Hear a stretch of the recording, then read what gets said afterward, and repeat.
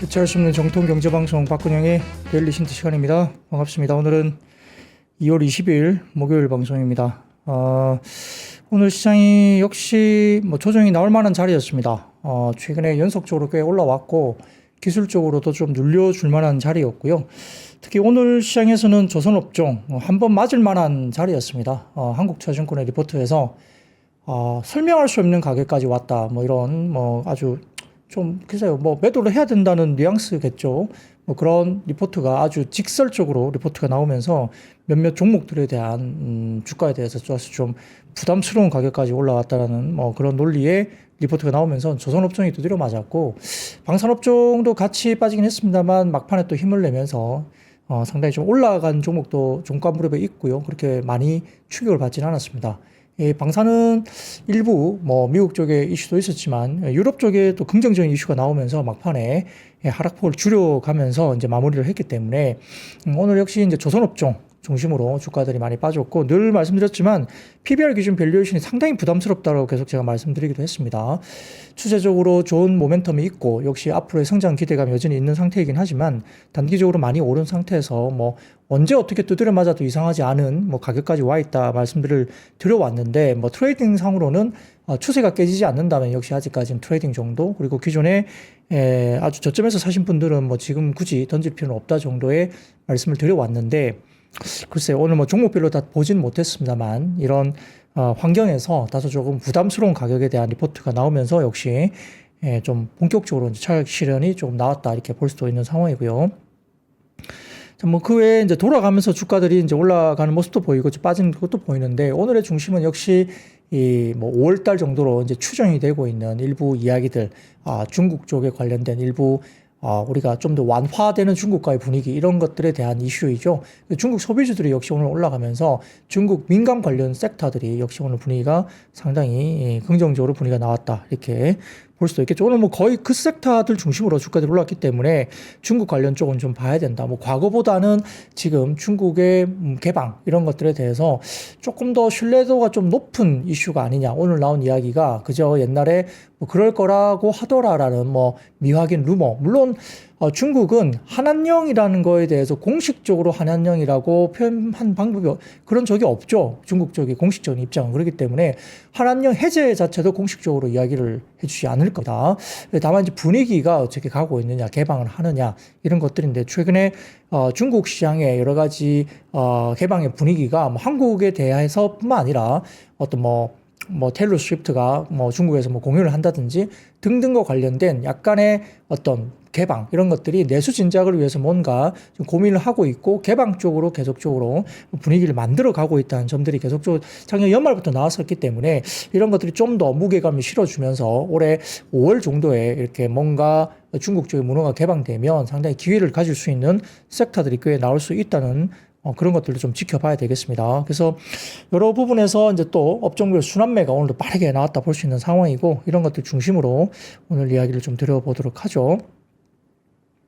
자, 그러면 시장 이야기를 먼저 한번 해보도록 하겠습니다. 코스피는 마이너스 9.8포인트 하락 출발했습니다. 조선업종 차익 실현 매물 출회되는 가운데 음원과 음반, 엔터, 영상 컨텐츠, 웹툰, 영화, 해운, 그리고 면세점과 카지노, 여행, 통신, 게임과 철강, 엔젤 산업, 화장품, 그 다음에 이런 부분들도 역시 강세 출발 보였는데, 잘 보시면 음원, 음반, 엔터, 영상 컨텐츠, 웹툰, 영화, 면세점, 여행, 카지노 이런 것들이 대부분 다 뭡니까? 중국과 관련된 민감주, 소비 민감주가 될 수도 있겠죠. 그런 것들 중심으로 오늘 상당히 좀 기본적으로 이렇게 집중됐다, 수급이 집중됐다 이렇게 볼 수도 있겠습니다. 자, 미국 주식시장은 관세와 FOMC 의사록에 시장금리와 달러 변동성이 확대됐는데 반도체 업종의 상승세가 지속됐습니다. 트럼프가 자동차와 반도체 관세 부과를 다음 달 안에 공개할 것이라고 시사했고요. 이게 예전보다 좀 빠르다는 분석을 받습니다. 금리와 달러가 상승을 했는데 양적 긴축 속도를 늦춰야 한다는 내용이 담긴 FOMC 의사록도 공개가 됐고, 그 이후에 금리와 달러가 상승폭이 축소됐고, 여기에 따라 주식시장은 일단은 상승세로 미국 시장은 마무리가 됐었습니다. 코스피는 7거래일 연속 상승 후에 차익 실현이 나왔는데 이 정도면은 8거래일 연속 상승이 거의 없었죠. 아마 역사적으로 한두 번 있었나? 그러니까 별로 없었던 사례이기 때문에 한번 조정이 나올 만한 자리였다 보이는데요. 외국인 기관 동반 순매도가 나오면서 하락을 했고 한한령 해제 기대감에 관련주가 상승을 주도하는 하루였습니다. 자, 코스피 7거래 연속 상승 이후에 RSI 기술적 지표가 전일 70을 돌파했고 과매수 영역 진입에 따른 차익 실현이 나왔고요. 산업재 위주로 주가들이 빠졌는데 거기에 조선업종이 거기에 있다고 볼 수 있겠죠. 현물 같은 경우는 2거래일 연속 그리고 선물은 5거래일 연속 순매수했던 외국인들이 오늘 현선물 동반 순매도를 나타냈습니다. 24년 12월 27일 이후에 연속 코스피 현물 순매수 이어가던 연기금도 오전 순매도 전환했죠. 24년 12월 27일이면 작년 연말인데요. 그 이후로 연기금은 계속 현물 순매수를 나타냈습니다만 오늘 오전에 순매도 전환했습니다. 트럼프 관세 이슈에 자동차, 반도체 업종이 하락을 보였고 25년 주도 섹터 산업재, 특히 이제 조선, 기계, 방산 쪽에 차익 실현이 나왔는데 방산은 뭐 마지막에 좀 회복을 하면서 마무리를 했고요. 조선 업종은 낙폭이 더 커지면서 마무리를 했습니다. 자, 한한령 관련해서 중국 내 에이펙 준비 조직 중국 아태 합작 중심의 고위 관계자가 5월 한한령 전면 해제를 언급했던 보도가 나오면서 다소 좀 글쎄요, 아직은 명확하지 않지만 다소 좀 신뢰도가 좀 높지 않을까라는 분석이 나오는 것 같습니다. 하이브가 52주 신고가 경신했고 미디어, 엔터, 화장품, 게임, 호텔, 레저, 여행 등 한한령 피해가 컸던 K 시리즈 쪽도 뭐 상승세를 보였다 볼 수 있는 상황이고요. 산업재가 YTD 기계업종이 수익률이 올해 연간 36.3%, 상사자본재 특히 방산이죠 33.3%, 조선이 24.8%, 금일 동반 차익 실현이 나왔습니다. 그런데 산업재 중심으로 기계, 상사자본재, 조선 이쪽으로 차익 실현이 나왔고요. 조선 업종 밸류에이션 과대평가와 투자의견 중립 하향 전망, 말이 투자의견 중립이지 매도 의견입니다. 그래서 이런 영향 때문에 조선업종은 일단 좀 더 많이 빠졌다 이게 볼 수 있는 상황이고요. 금융업종 같은 경우는 NH투자증권, 한국금융, 메리츠금융지주 신고가 경신했습니다. 25년 실적 추정치가 연속 상향 조정됐고 밸류업과 호실적 이런 기대감이 여전히 있었고요. 코스닥은 중국발 호재에 중국향 민감주가 강세였습니다. 주도주 차익 실현에 지수 상단이 제한됐고요. 자, 이르면 5월 중국 정부 한한령 전면적 해제 소식에 엔터미디어, 화장품, 여행, 게임, 중국향 민감주가 역시 강세를 보이는 하루였고 주도 테마였던 로봇주도 차익 실현 매물이 출회되면서 지수 상단을 제한했습니다. STO 법안이 국회 정무위 상정됐고 법안 통과 기대감에 STO 관련 테마가 상승세를 보이기도 했고요. 중국이 리튬 수출용 흡착제 수출 중단 소식에 리튬 관련주도 플러스로 이제 마무리를 되는 모습도 보이기도 했습니다. 코스피 지수는 지난 7거래 연속 상승세를 마치고 하락을 했고요. 단기간 최근에 주가가 150포인트 이상 급등을 했습니다. 그 뒤에 단기 차익 실현과 매물 소화 구간에 진입을 했는데 극단적으로 하락 추세로 접어들었다 보기는 좀 힘듭니다. 아직까지는 좀 더 높은 구간에 코스피 타겟 지수가 있다고 보이기 때문에 저 개인적으로도 올해는 상당히 국내 시장이 좋을 것으로 저는 개인적으로 보고 있습니다. 뭐 개인적인 생각입니다. 저는 올해 어쩌면 미국 시장보다 한국 시장이 더 좋지 않을까 생각을 갖고 있고요. 그리고 오늘 한국 시장의 차익 실현은 이제 결코 코스피만의 하락은 아니었습니다. 전일 미국 증시는 상승 출발해서 마감을 이제 상승으로 마감했지만 연일 최고치를 경신하던 유럽 STO XX600 지수도 마이너스 0.9% 하락을 했었고요. 홍콩 항생 지수도 마이너스 1% 이상 하락하는 등 비미국 증시의 차익 실현 움직임이 뚜렷하게 나타났습니다. 업종별로도 최근 급등했던 조선과 전력기기 업종의 일부 차익 실현이 증시 하락을 견인한 중에 있었고요. 방산업종은 장 초반 부진했지만 다시 매수가 유입되면서 장막판 견조한 마감을 하기도 했습니다. 자, 한편 트럼프 대통령의 반복되는 관세 정책에 시장은 학습 효과를 반영하고 영향받을 수 있는 자동차, 반도체, 의약품 섹터의 약세를 보였지만은 오늘 지수 하락을 주도하는 정도의 어떤 뭐 급격한 하락은 아닌 것으로 판단이 됩니다. 금일의 하락으로 상승 추세가 변하지는 또 않을 것으로 뭐 시장은 보고 있는 것 같은데 최근 비미국 증시 상승을 이끈 요인인 채권 금리와 달러 인덱스의 하락 추세가 견조하기 때문에 시장을 꺾을 만한 매크로 지표는 전혀 아닙니다. 그렇기 때문에 아직까지도 시장은 긍정적으로 볼 수 있다 이렇게 이야기 나오는 것 같고 어제 제가 윤지호 뭐 어떻게 불러야 되나 과거에 이제 전 리포트 리서치 센터장님 윤지호 전 리서치 센터장님께서 개인 트위터에 이렇게 쓰셨더라고요. 모 방송에 나가서 올해 한국 시장이 상당히 좋을 겁니다 그랬더니 댓글창에 비꼬는 말들이 상당히 많더라. 예, 다 이제 비웃음을 치더라는 거죠. 시장에서 국내 시장을 보는 댓글창에 그 본인 뭐 긍정적인 의견을 표현했겠죠. 어떤 근거를 가지고 설명을 했더니 다 비꼬는 말들만 댓글창에 굉장히 많더라. 그래서 시장이 더 좋아 보인다는 이야기입니다. 그렇기 때문에 저도 시장이 상당히 좀 올해는 국내 시장이 좀 기대해 볼 만하다 생각이 들고요. 1, 2월 달에 시장이 보통 연초에 이렇게 좋으면 연간으로 좋았습니다. 그렇기 때문에 작년에 19.6% 급락을 했고, 그 다음에 원달러 환율 기준으로 봤을 때는 20% 이상 국내 시장이 급락을 했습니다. 20% 이상 하락했던 증시의 그 다음 해는 항상 한국 시장이 좋았다는 점 꼭 기억을 해주시면 좋을 것 같고요.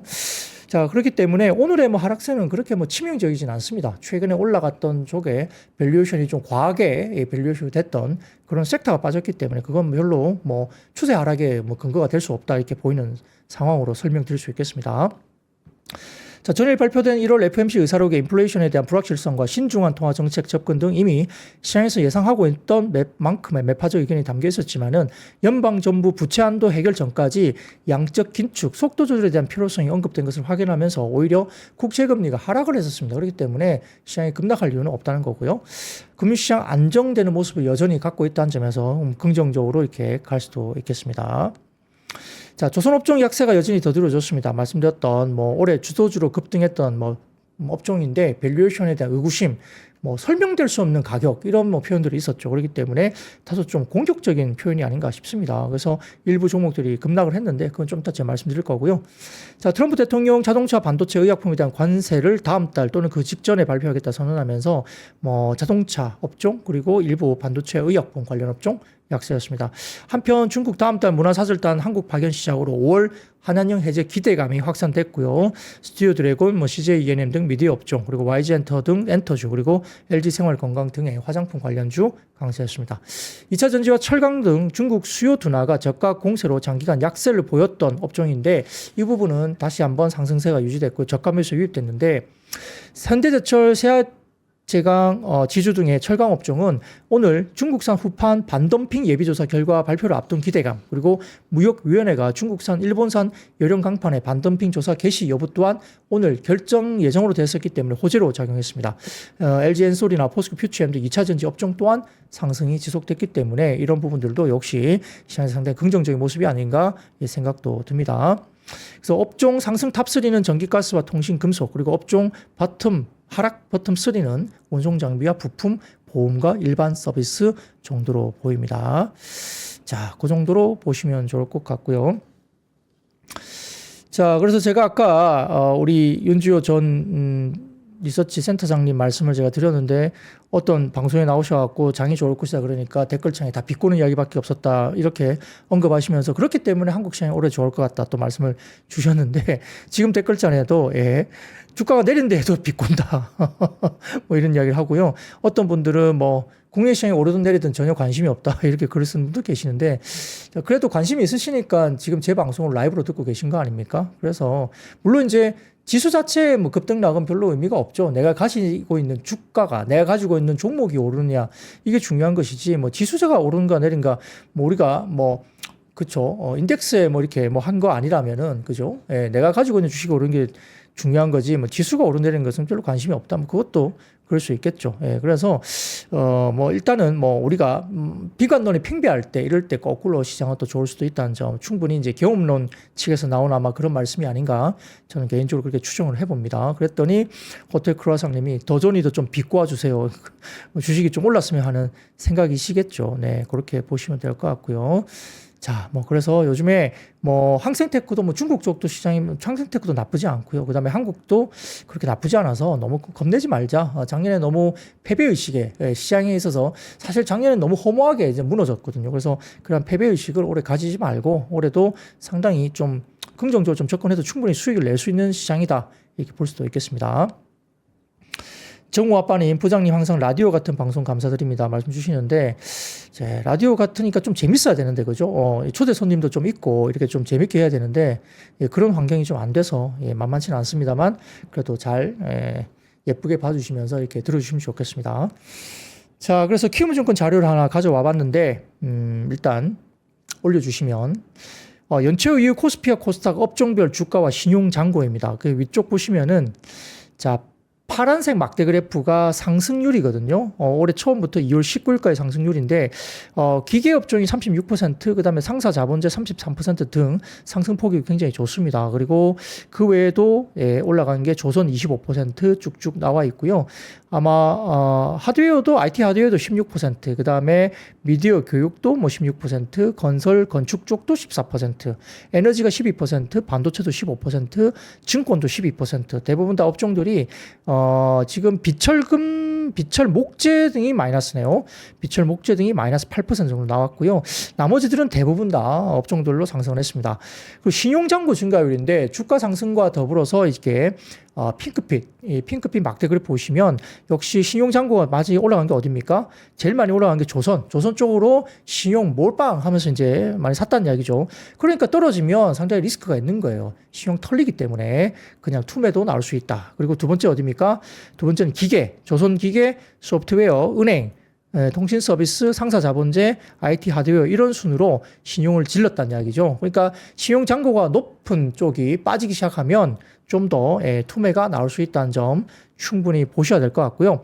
밑에 코스닥 같은 경우는 지금 뭐 이쪽도 조선 기계, 증권, 에너지, 장사 자본재, 비철, 목재, 뭐 반도체, IT 하드웨어 이쪽에 신용 잔고는 없습니다. 그래서 역시 코스닥도 조선 기계, 증권, 에너지 이쪽에 신용 잔고의 증감률이 엄청나게 많이 늘어났다. 특히 조선이 엄청나게 신용잔고가 늘면서 레버리지를 쓰고 샀다는 거죠. 빠지면 투매가 나올 수도 있겠다. 단기적으로 그런 것들도 참고를 하셔야 됩니다. 자, 그리고 그 다음 표를 보여드리면 골드만삭스 이야기인데요. 한국에 대해서 기존에 한국 목표 주가를 코스피 2600에서 2800으로 상향 조정했습니다. 지금 지수대가 뭐 글쎄요, 뭐 2800이라면 얼마 안 남았다라고 생각을 할 수도 있겠는데 국내 또 일부 증권사는 올해 3000포인트 정도까지는 열려 있다라고 지금 이야기하고 있는 일부 증권사도 있습니다. 뭐 저도 좀 더 그러니까 뭐 2800보다는 좀 더 올라갈 수도 있다 저는 생각을 하고 있고요. 어제 윤지호 전 센터장님도 어제 PBR 1배 정도 수준이 2850포인트이기 때문에 과거에 1.2배, 1.4배 뭐 이렇게 갔었거든요. 그런 정도 있었기 때문에 1.4배까지 과거 좋았을 때까지 간다고 한다면 뭐 2850이 아니라 3000 넘어야 되겠죠. 그렇기 때문에 PBR 1배가 그렇게 버거운 목표치냐? 그렇게 보기도 좀 어렵다고 저는 봐요. 그렇기 때문에 뭐 1배 정도 까도 2850인데 뭐 1.2배 가면 어딥니까? 20%더 올라야 되거든요. 그러면 3천 가는 거 아닙니까? 예, 뭐 그래서 기본적으로 PBR 뭐 1배, 뭐 1.1배, 1.2배 이 정도까지 만약에 타겟을 열어놓으면 3,000포인트 넘어가는 겁니다. 그래서 굳이 뭐 엄청나게 안 좋게 볼 필요가 있겠느냐 생각도 해보는 거고요. 어쨌든 지금보다는 좀 더 올라가는 긍정적으로 볼 수 있다 이야기인데 골드만삭스도 2,800포인트로 상향 조정했습니다. 그래서 연초에 한국 시장의 강력한 상승 시작이 되는 배경은 저평가와 가벼운 포지셔닝입니다. 외국인 포지션 등이 2024년 부진 이후에 올해 초 강력한 수요의 반등이 나오고 있다는 거죠. PBR 기준 밸류에이션이 낮다는 거고요. 그리고 정치적인 불확실성이 부분적으로 해소되고 있다는 겁니다. 뭐 역시 탄핵 심판 관련된 이슈가 이제 진행이 되고 있기 때문에 거의 다 왔죠. 3월이면 마무리될 것 같습니다.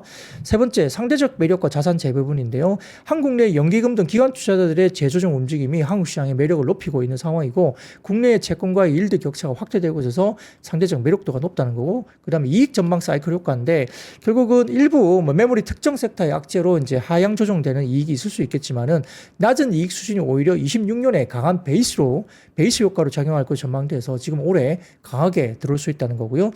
밸류에이션과 시장 포지션을 보더라도 비록 현재 밸류에이션이 역사적 저점을 기록하고 있지만 경기 사이클과 미국의 높은 금리 환경 등 거시 변수로 인해서 단기 리스크는 여전히 존재는 하는데 그럼에도 불구하고 이러한 뭐 유럽 유입의 어떤 EM 펀드의 상대적 저 포지셔닝이 추후 자본 유입의 기회로 작동할 수 있어서 오히려 그런 것들도 시장 포지셔닝에서 너무 이제 비중이 낮다는 거죠. 이런 것에 대한 상대적인 자본 유입 추후에 기대할 수 있다. 그 정치적, 정책적 변화가 일단은 조기 대선 실시 가능성 이런 부분에서 주주환원 정책 강화 등의 긍정적인 디스카운트 해소에 기대감을 가질 수 있다. 이렇게 볼 수도 있겠습니다.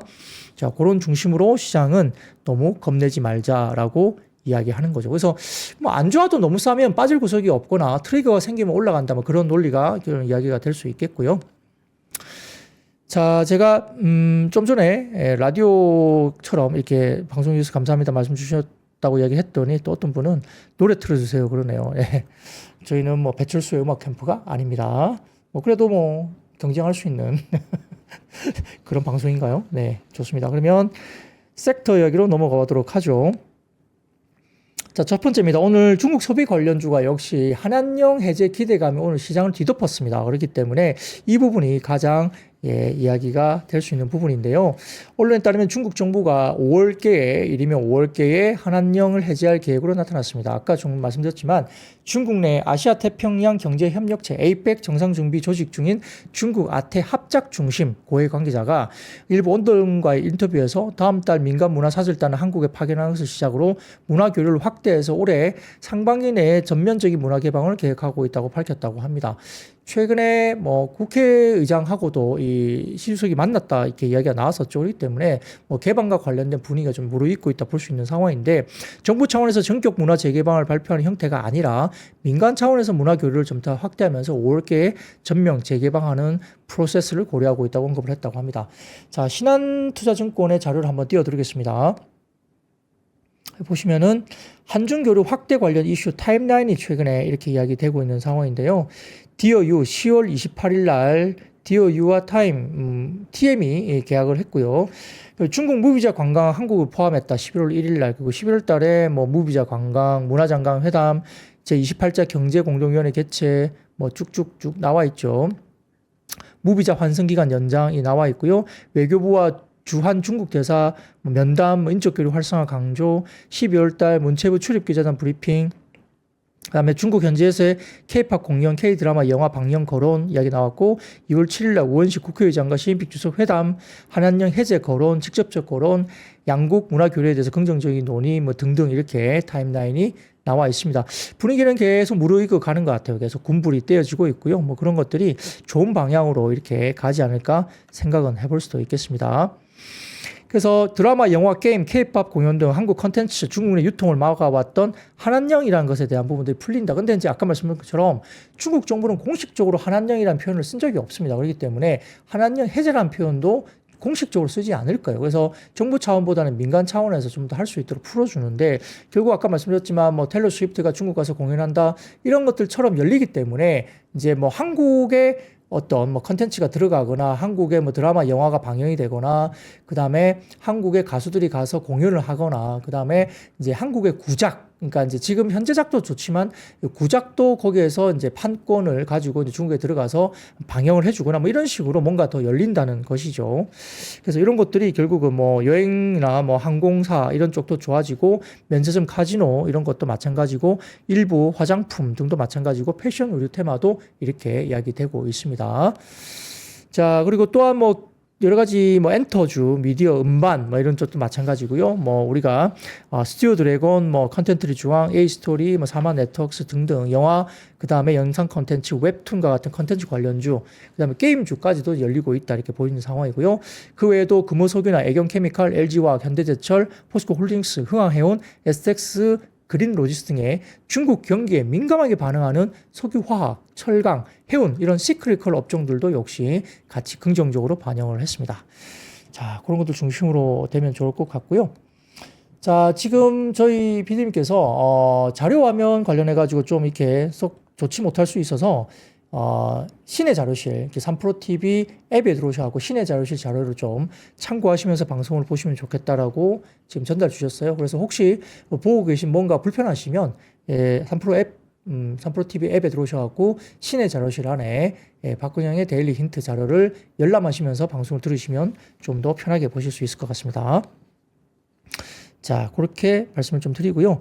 자, 그 외에도 다음 자료 하나 보여드리겠습니다. 보여드리면 이제 유진투자증권 쪽인데요. 이게 자료가 잘 보이시는지 모르겠는데 노랗게 이렇게 박스가 돼 있죠. 그래서 중국 쪽에 관련된 매출이 비중이 큰 회사 쪽으로 좀 긍정적으로 작용하지 않겠느냐 이런 이야기를 유진투자증권에서는 하는 건데요. 자, 그러다 보니까 그 박스권 안에 잘 안 보이실 텐데 말씀드리면은 중국 쪽의 비중이 화장품 대형사가 중국 매출 비중이 코스맥스가 24.9%, LG생활건강이 21.4%, 한국골마가 10.3%, 아모레가 9.6% 이렇게 정도 됩니다. 오늘 LG생활건강의 주가 꽤 올랐죠. 뭐 그런 것들이 이제 중국 내 비중이 상대적으로 크기 때문에 그런 거고요.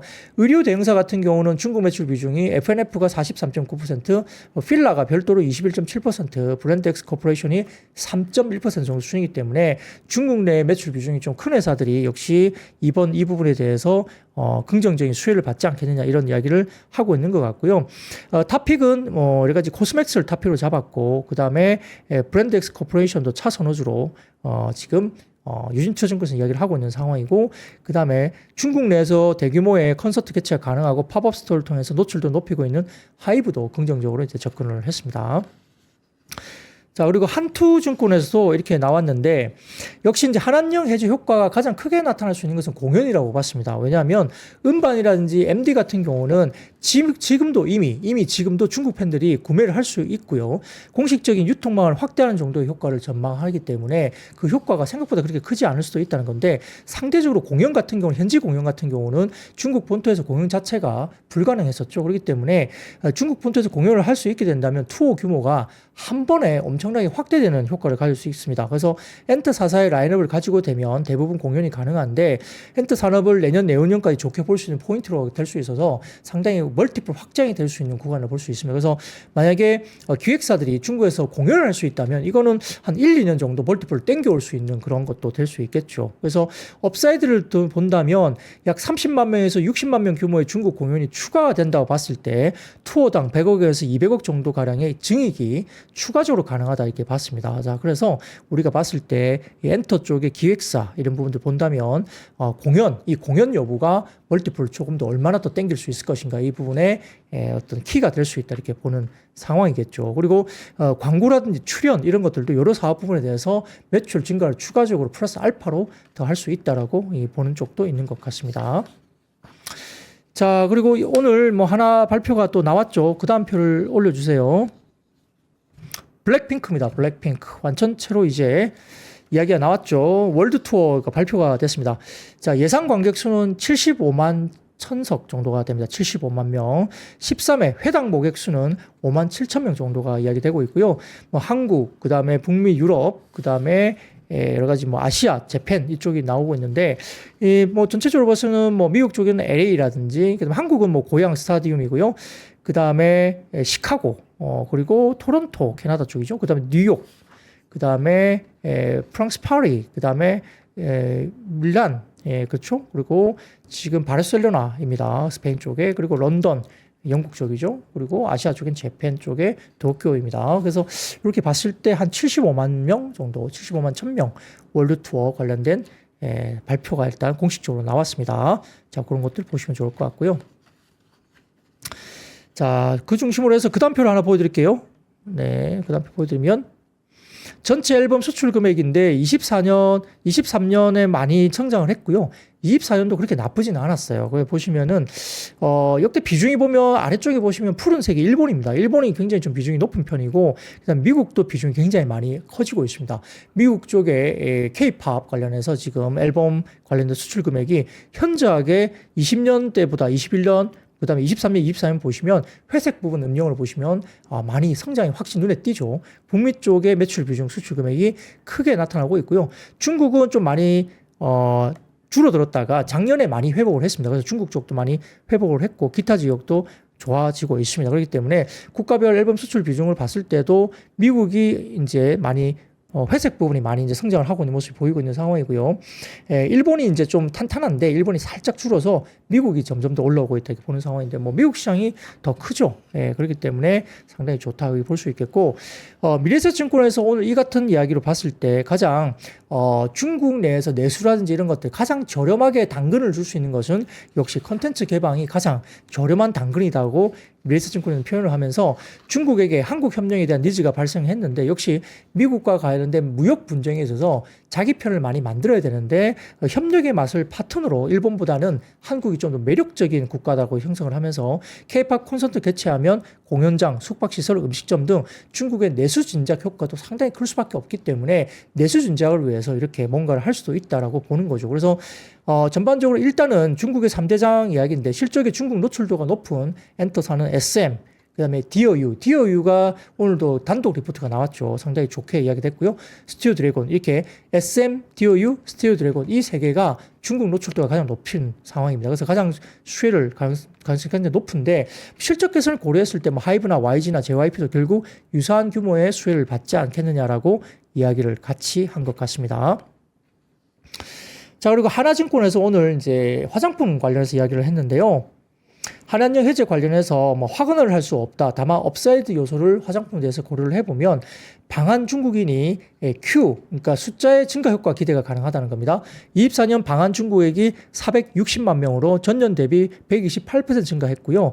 2016년이 806만 명 정도가 됐습니다. 그래서 여러 가지 부분에서는 지금 과거 2016년에 800만 명 넘었던 그 시절을 좀 상기해 본다면 아직은 더 들어와야 된다고 보는데 K뷰티의 어떤 뭐 여러 가지 새로운 부분이 증가되고 있고 올리브영 내에 재미 요소가 상승하고 있고요. 새롭게 중국 수요가 증가 효과의 기대를 가능하다 이렇게 볼 수 있습니다. 현재 중국 내에 마켓쉐어 견조한 브랜드는 LG 생활건강의 후고요. 그다음에 아모레퍼시픽의 리어 이런 브랜드가 아직은 중국 내 견조한 브랜드력을 갖고 있다는 건데 사드 배치 이후에 대표 제품 위생허가 획득한 VT 같은 경우도 이제 긍정적으로 볼 수 있다 이렇게 평가를 했습니다. 자, 그래서 수혜 기대가 가능한 업체로는 사실 모두가 기회이긴 한데 지속 가능한 실적까지 감안하면 인디 브랜드를 제조하는 역시 코스맥스, 한국 콜마 이런 쪽으로 이렇게 ODM사를 제일 먼저 보는 게 좋을 것 같고 중국 현재 유의미한 인지도를 보유하고 있는 LG 생활건강 이쪽이 좀 더 좋고요. 아모레퍼시픽이 이제 그 다음입니다. 그리고 중국 대표 제품 신규 진출하는 VT 정도가 상당히 긍정적이지 않느냐. 이런 이야기를 하고 있죠. 그래서 전체적으로 지금 뭐 중국이 개방된다고 화장품이 좋아진다 그 논리는 아니에요. 왜냐하면 이제는 제품력 때문에 문제가 있는 거죠. 지금 중국 로컬 업체 그리고 이제 여러 이제 아주 뭐 상위 브랜드 있잖아요. 글로벌 상위 브랜드 이런 브랜드들이 아주 큰 위치를 차지하고 있고 중국 로컬 업체의 약진 그리고 한국 브랜드력의 약간의 뭐 후퇴 이런 것들이 이제 여전히 이유가 있기 때문에 중국이 열려서 화장품이 잘 팔려 이런 논리는 아니라는 겁니다. 다만 아직까지 중국 시장 내에 어떤 영향력을 획득하고 있는 쪽이 여전히 그리고 중국 때문에 중국 법인 적자가 많이 났던 그런 회사들이 이제 회복이 되는 국면이기 때문에 이런 부분들이 긍정적으로 작용할 수 있다 이렇게 설명을 드릴 수가 있겠죠. 자, 그런 것들 보시면 좋을 것 같고요. 자, 그리고 중국이 문호를 개방하고 있다는 그런 생각들을 좀 더 할 수 있는 이벤트가 하나 더 있죠. 그 다음 사진 보여주세요. 예, 이거죠. 여러분 아시죠? 이게 영화. 예. 봉준호 감독의 미키 세븐틴입니다. 미키 세븐틴. 중국 본토에서 3월 7일 개봉을 하나? 이런 겁니다. 지금 이게 이제 중국의 포스터예요, 포스터. 예. 주식 다람이라는 플랫폼에서 제가 이걸 좀 받아왔는데 미키 세븐틴은 봉준호 감독이 연출한 SF 어드벤처 영화로 알려져 있죠. 그래서 한국 최초의 아카데미 작품상을 수상했던 기생충의 봉준호 감독의 6년 만의 작품인데 지금 기대작입니다. 그래서 한국에서 전 세계 개봉 최초로 합니다. 2월 28일 하고요. 북미와 본토, 중국 본토 개봉일은 3월 7일로 예상이 되고 있다. 그래서 중국에서도 이게 개봉을 하느냐 이렇게 보고 있는데 아시겠지만 뭐 로버트 패틴슨 그다음에 나오미 에키, 스티븐 연, 토니 콜렛, 마크 러팔로 이렇게 출연을 하게 됐는데 이 포스코가 이제 이렇게 한자로 되어 있잖아요. 그래서 이 문구를 보면 아카데미 오스카상 최우수 감독 봉준호 최신작 이렇게 이 문구가 적혀져 있는 겁니다. 그래서 한한령 이후에 한국인 감독의 영화가 중국 본토에서 거의 동시에 상영되는 것은 뭐 아주 큰 의미가 있을 수 있다는 판단이 될 수 있겠습니다. 2019년 기생충의 경우에도 중국 본토에서 정식 개봉이 되지 않았다고 합니다. 그렇기 때문에 이러한 뭐 어쨌든 이 미키 세븐틴 이게 중국에서 3월 7일 날 개봉이 예정돼 있다, 추정이 된다 이런 게 나오고 있기 때문에 실제로 뭔가 문호를 이렇게 개방하는 것이 아니냐 이런 생각도 해볼 수도 있겠죠. 뭐 그런 것들 한번 우리가 중국의 어떤 포지션 변화, 어떤 태도 변화를 조금 느낄 수 있지 않을까 생각도 듭니다. 저는 어제 브레이브 뉴월드인가요? 예, 예, 맞습니다. 예. 좀 그 마블이 좀 뭔가 위기감이 엄청나게 많았지 않습니까? 최근에 마담 웹이라든지 일부 뭐 다 망했잖아요. 예, 그래서 예, 와칸다도 예전 같지 않고요. 예, 와칸다 포에버 예전 같지 않습니다. 그래서 최근에 마블이 엄청난 위기 의식을 많이 가졌었고 이제 드라마 뭐 그런 것들 해가지고 이렇게 새롭게 좀 이렇게 영역을 늘리긴 했지만 비전 완다 이쪽도 마찬가지고요. 뭐 그런 토르 동생 뭐 그쪽도 이렇게 많이 했는데 생각보다 만만치 않았어요. 그래서 이번에 아마 어쨌든 뭐 새롭게 그죠 영화를 냈는데 브레이브 뉴월드 어쨌든 해리스 포드가 나와서 아주 연기력은 아주 너무 좋았습니다만 과거와 같은 무게감을 좀 개인적으로 제가 어제 영화 보면서 과거와 같은 어떤 그런 무게감을 좀 얻기는 좀 힘들었다. 그래서 예전의 영광을 좀 찾기는 좀 아쉬웠다. 아직은 좀 약간 모자란다라는 느낌을 많이 받았고 그래서 마블 같은 경우도 상당히 지금 예 상당히 좀 많이 위기의식을 많이 느낄 것 같아요. 예전 같지 않다 이렇게 볼 거 있겠고 어쨌든 뭐 이번에 뭐 주인공이 약간 무게감이 떨어지죠. 예, 그래서 과거에 캡틴 아메리카의 주인공이 워낙 무게감이 있었기 때문에 만만하진 않다. 회복되기가 만만하지 않다. 그런 생각도 해볼 수 있겠습니다. 어쨌든 화이팅 하세요. 마블. 예. 그래 보시면 좋을 것 같고요. 자, 그러면 두 번째 섹터로 넘어가 보도록 하죠. 자, 외신에 따르면 피트 헤그세스 미국 국방부 장관이 국방부 및 고위 지도부의 향후 5년간 국방 예산에서 매년 8%를 삭감하는 계획을 수립할 것으로 지시를 했다고 합니다. 24일까지 예산안을 작성해 제출할 것을 요구를 했고요. 삭감 대상에는 우크라이나 전쟁 동안 미국의 전략을 주도해온 유럽 사령부와 중동에서 작전을 감독하는 아프리카 사령부, 중부 사령부가 포함됐다. 이와 관련해서 헤그세스 장관은 메모를 통해 예산은 필요한 전투력을 확보하고 감사 진행을 포함한 실행 가능한 계획을 추진하는 데 쓸 것으로 보고 있고요. 불필요한 국방비 지출을 중단하고 과도한 관료주의를 거부한다고 강조를 했다고 합니다. 자, 미국은 현재 GDP의 3.4%를 국방비를 지출하고 있는데 나토 기준은 GDP 대비 2% 기준입니다. 그러니까 미국이 국방비 지출 상당히 높은 거죠. 자, 그리고 25년 국방 예산은 약 8,500억 달러, 약 1,225조 원인데 삭감이 시행되면 매년 수백억 달러의 지출이 줄어들고 5년 뒤에는 약 5,600억 달러의 국방비가 책정될 것으로 전망이 됩니다. 아까 말씀드렸던 25년 국방 예산이 약 8,500억 달러인데 그게 5년 뒤에 5,600억 달러로 국방비가 확 줄어들게 되는 거죠.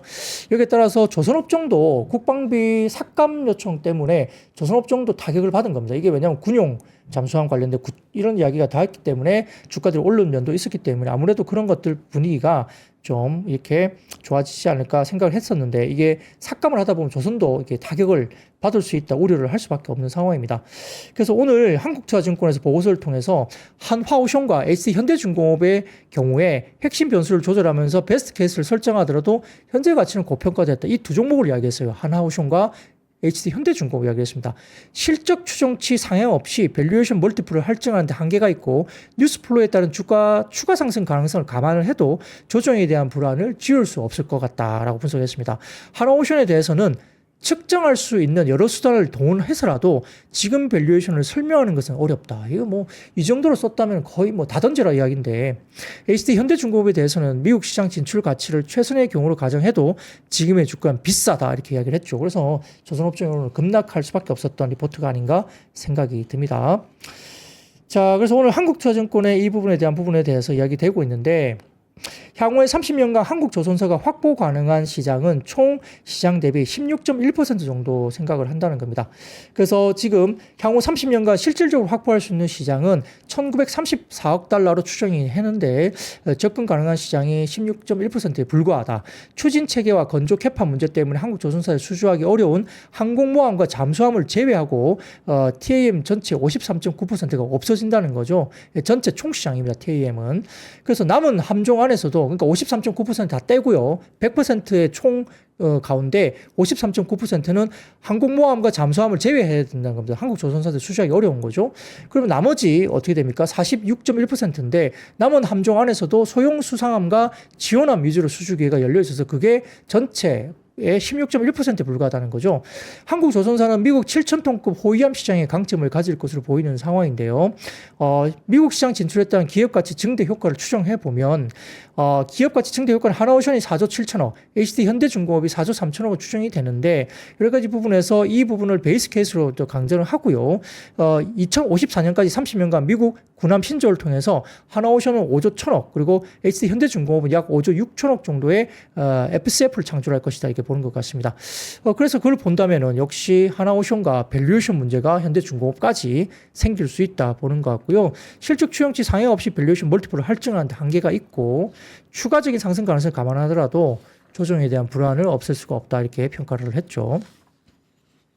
자, 그래서 그 다음 표를 보여드리면 한국자증권 리포트 나온 내용인데 왼쪽 보시면은 양사의 미국 함정 건조 시장 가치 대비 고평가가 돼 있다 이렇게 하나오션하고 현대중공업을 이렇게 평가를 했고요. 오른쪽 보세요. 제가 보는 것은 오른쪽입니다. 오른쪽.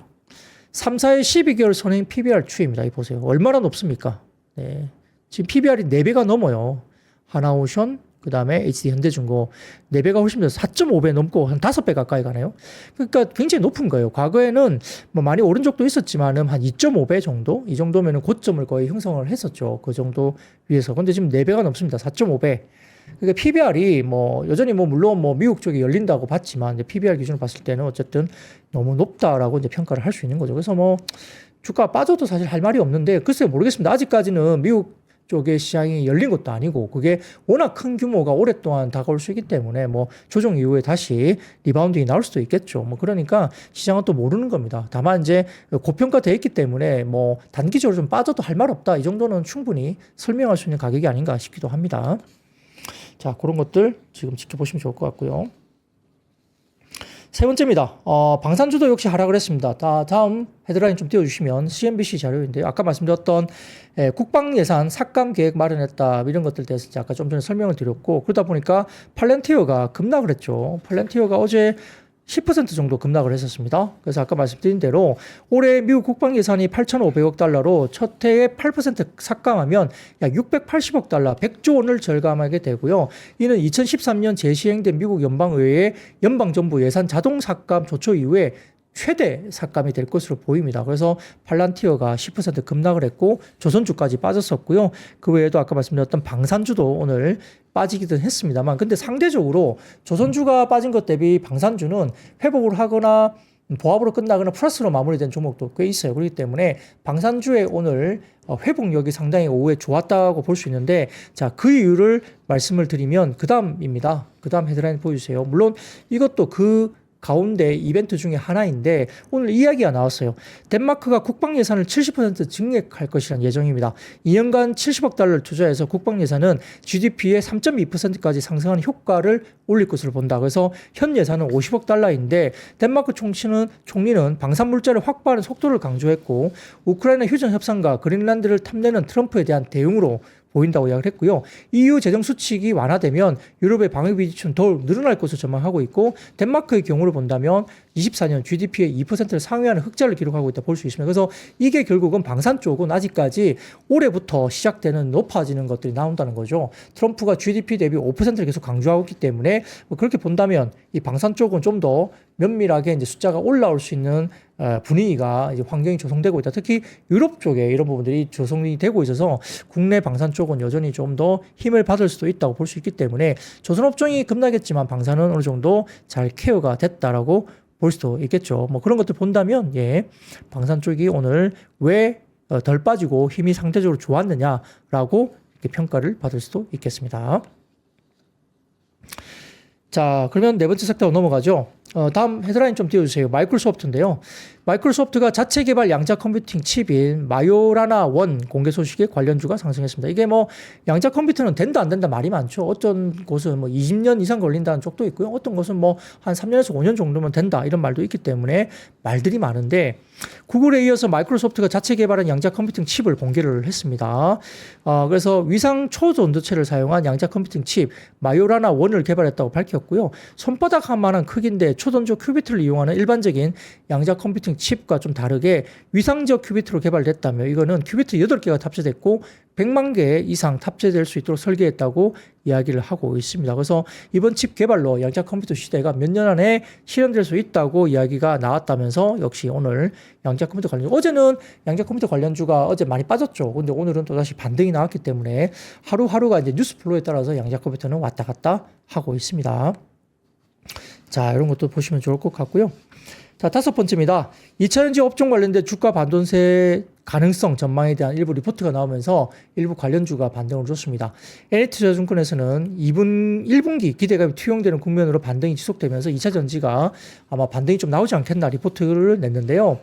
특히 최근 2차 전지 업종의 주가 반등세가 이어지고 있다면서 미국과 유럽 1월 전년비 판매 성장률이 최대치 확대됐다는 거. 물론 이게 기저효과가 있는 거죠. 워낙 안 좋았다가 좋아졌기 때문에 미국 OEM들의 $7,500 구매세 공제 3년간 단계적 폐지 요구가 되고 있고 3월 5일 유럽의 OEM을 지원하기 위한 액션 플랜 발표 예정이 돼 있고 중국 정부의 배터리 중복 투자 방지 대책 발표 등이 반등의 트리거로 작용하고 있다고 분석을 했습니다.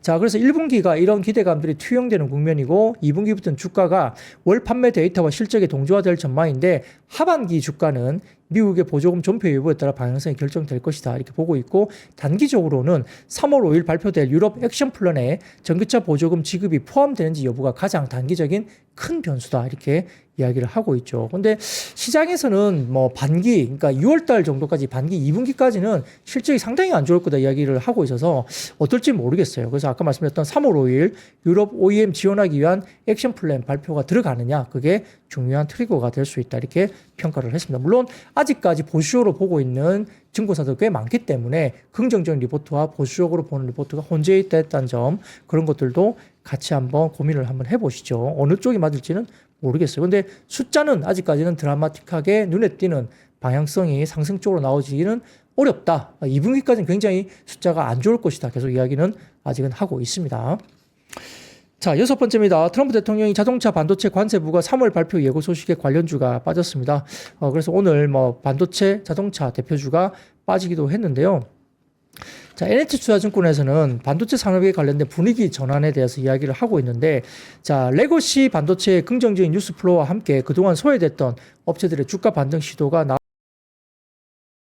있는 상황인데 역시 중국의 이구 안세가 빠르게 재고가 소진되고 있는 상황이어서 업황 개선의 기대감이 상당히 높게 올라가고 있다 이게 볼 수 있습니다.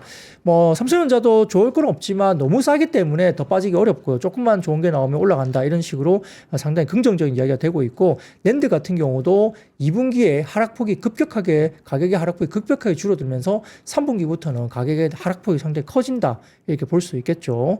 그래서 낸드 쪽이 상당히 개선되고 있고 트렌드 포스 같은 경우는 3분기부터 본격적인 가격 성장을 이야기하고 있기 때문에 미리 움직인다 볼 수 있겠고요. 하반기 업황 개선 기대감과 레거시 소부장 업체들의 반등에 대해서 이제 긍정적으로 NH투자증권은 이야기를 했습니다. 그래서 실적과 안정성 측면에서는 여전히 SK하이닉스라든지 파크 시스템들을 선호하고 있고 주가적인 관점에서는 삼성전자 관련된 소재 부품 업종들의 관심이 필요하다 이야기를 하고 있는 상황입니다. 그래서 저도 아까 말씀드렸지만 레거시 제품 오늘 동지세미캠도 이야기 나왔었지 않습니까? 그래서 그런 것들도 마찬가지고 원익 IPS, 동진세미캠, 유진테크, 주성엔지니어링, 레거시 관련 쪽도 상당히 좋아질 수 있다는 점도 스페셜티 반도체와 더불어서 같이 보자 계속 말씀을 드리고 있습니다. 자, 이런 것들 중심으로 해서 오늘 준비한 이야기는 마무리하겠습니다. 여러분 내일은 반등을 주는 하루로 찾아뵙으면 좋겠습니다. 여러분 아시죠? See you.